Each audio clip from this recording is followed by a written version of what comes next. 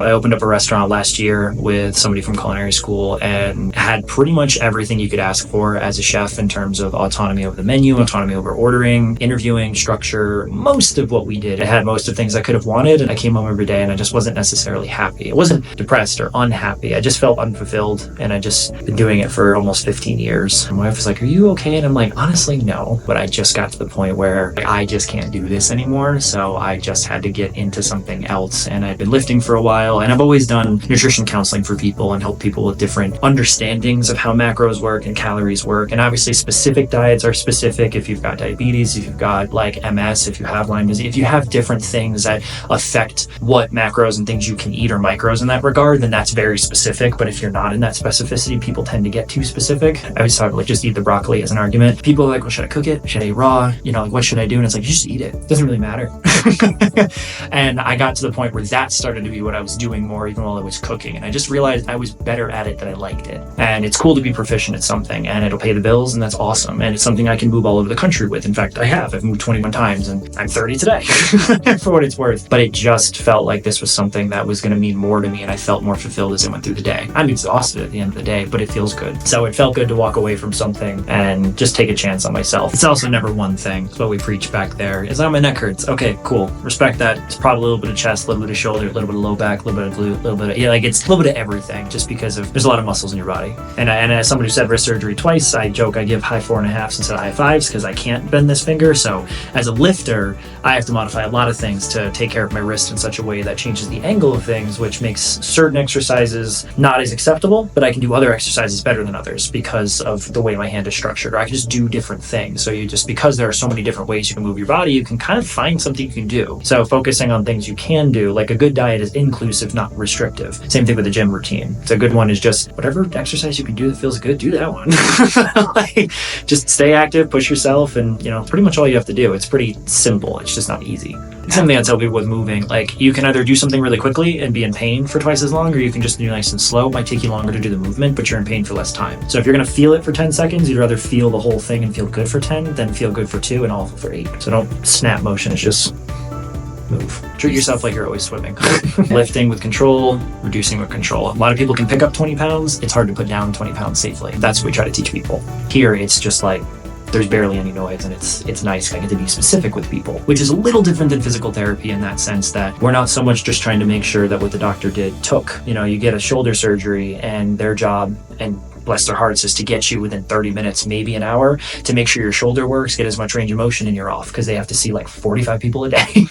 And it's tough because a lot of people will come through here and it's like, I had a negative experience with physical therapy, and it's almost not fair to therapists because they're doing the best with what they got. So we get to be an extra chain in their link, I suppose, in that chain of healthcare, where if you don't get that specific, my shoulder doesn't just hurt, it hurts when I do this. Same thing for yourself. Like if somebody comes in and they have a particular metabolic disease, for the most part, you can do this and it works. But if it doesn't work for you, you need specific care, and you can't get that everywhere. So a place like this is nice because we can give very targeted advice to people who have unique ailments. So it's not just, like I can't use my knee. It's like, well, how can't you use your knee? It's not just, well, it doesn't do this, it doesn't do that. And then we can kind of focus in on that and give people that specificity, and that's helpful here. There's this understanding, unfortunately, as a human being, that you're supposed to know how to move your body absolutely correctly just because you're a human.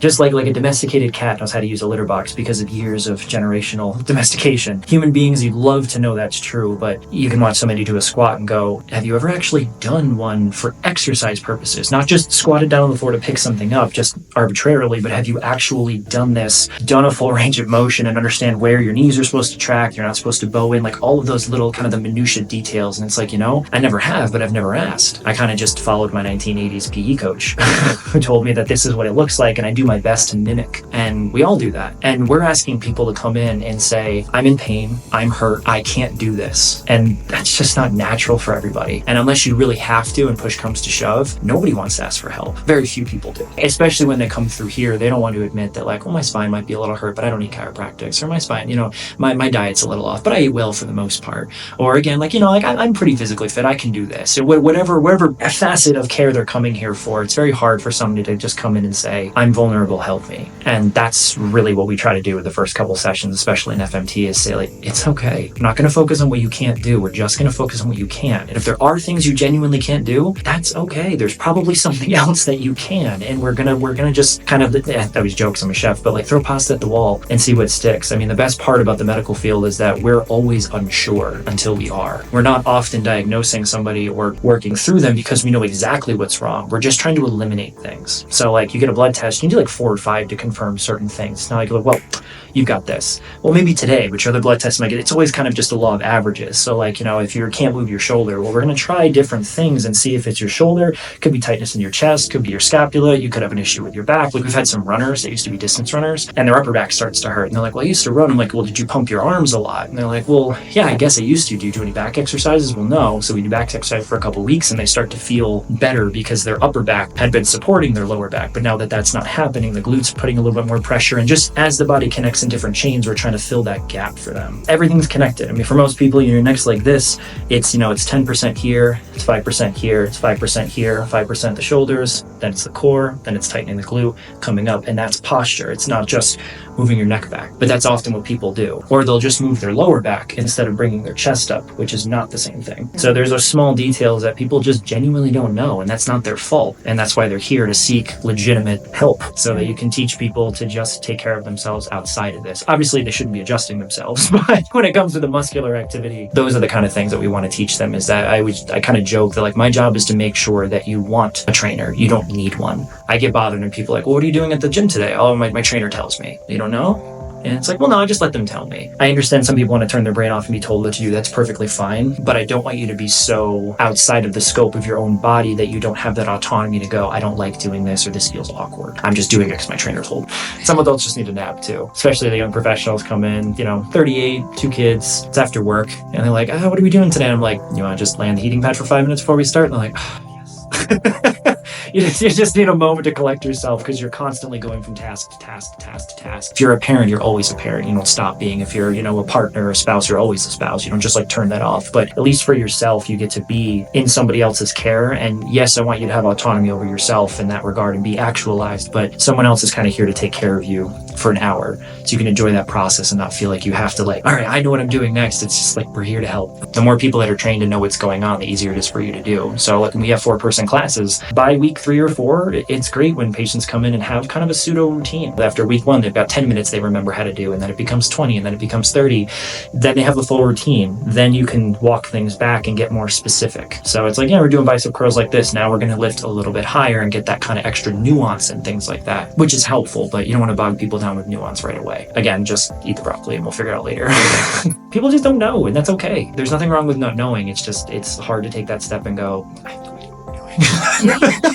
I've never held a weight before. Some people have never been in the gym or used a resistance band or a cable machine or done a plank. So they assume it looks a certain way, or push-ups going straight down. It's not how they're actually done, but you've seen the military do them for 25, 30, 40, 60 years. And it's just disappointing that the science is a certain place with exercise. And the only people that get listened to are either bodybuilders who are super jacked and work out a certain way, or just people who are really loud and yell at you to do certain things. And it's gotten better, and the industry's gotten better, but there's just a lot of misinformation, or incomplete information is probably better, where there's just a lot of gaps that need to be filled, and that's our job. Easy thing is if you're right-handed, this is what you'll do, but you'll also do this. Left hand's easier, right?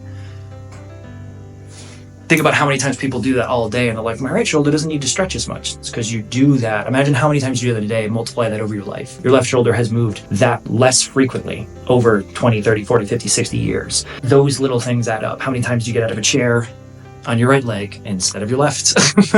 And you wonder why your right knee hurts a little bit more, your left leg is weaker. It's those small things that we just don't really take into account for, because it's not you have to be the most mindful all the time, but if you can catch yourself every once in a while, that's all I'm asking. No one's going to sit straight all day, but don't sit like a gremlin for 8 hours. Maybe if you just catch yourself a couple times, you'll be all right. We all want to believe we're 25 here all the time, no matter what actual age you are. And you just assume that you can do things because you should be able to, because you're a person. If I'm a person, therefore I can do this. It's like those old, Robbie plays football. Football players are strong. Is Robbie strong? Well, Robbie plays football, therefore Robbie's strong. Like those old math logic problems where you convince yourself into doing things. You might not be able to do them, but if you haven't tried in forever, you definitely can't. And that's okay. You can get back to that. It just takes longer. So it's just trying to get people mentally. This job is so much more mental than it is just physical. I can get most people to get into a squat eventually, but if you're older and you have knee surgeries, it's trusting yourself to get into a squat. That's what matters. Most athletes, doctors are great nowadays. You can get ACL repaired in 9 months, which is great. It used to knock you out for your entire life. They don't get back to jumping till forever because it's not going up, it's coming down. It's actually putting that pressure back into your life. And how many things have you been avoiding because you have trauma either mentally or physically, whether that's food aversions because you had a bad experience when you were 6 and you were force-fed broccoli or something like that. This bad example. Or just how often do you not just sit down in a chair? How often do you get up with your arms instead of your legs? Just little things like that are more corrective than just go to the gym. So I just want to help as many people as I can so that they can help other people. It's not so much I want to be the person that outreaches to everybody. It's that 5 degrees of separation. I love when people come in like, well, I'm having my spouse do this now and it helps them too. I'm like, great. If they have questions, bring it to me too. Just want people to kind of help each other as they go through. And then if they help their kids and then they have a better understanding and it just trickles down. It's kind of like as a parent, your job, at least in my opinion, is to just make sure your kids have the best chance to give their kids the best chance if they choose to have kids. But that's all you're trying to do. You're not trying to be the best version in your lineage. You're just trying to make sure the next generation has a place to start. It's the idea that you don't want to do nothing on your day off. You just want to do less. You don't mind doing something for 2 or 3 hours. You just don't want to work for 8. If that's your normal day or 12 or whatever your job tends to be. For a lot of people, you don't want to make bad days worse and you don't want to make good days so good that you overdo it. So even if you feel good, live in that gray area. If you feel bad, remind yourself that it's not always going to be like this and just ride the wave. And it'll naturally just ebb and flow itself back through, because when you have a good day, you don't often remember it. And you typically just remember the bad days because negative retention is just something our bodies do because it helps us protect themselves from trauma and pain. And that's just a psychosocial thing, and that's totally fine. But going against your typical natural instincts takes effort. So when you have a bad day, you don't have to make it a good day. You just don't have to make it a worse day. When you have a good day, you don't have to live it up to the fullest. You just have to not mess it up. And just don't get bogged down by the details. Just eat the broccoli. It's okay.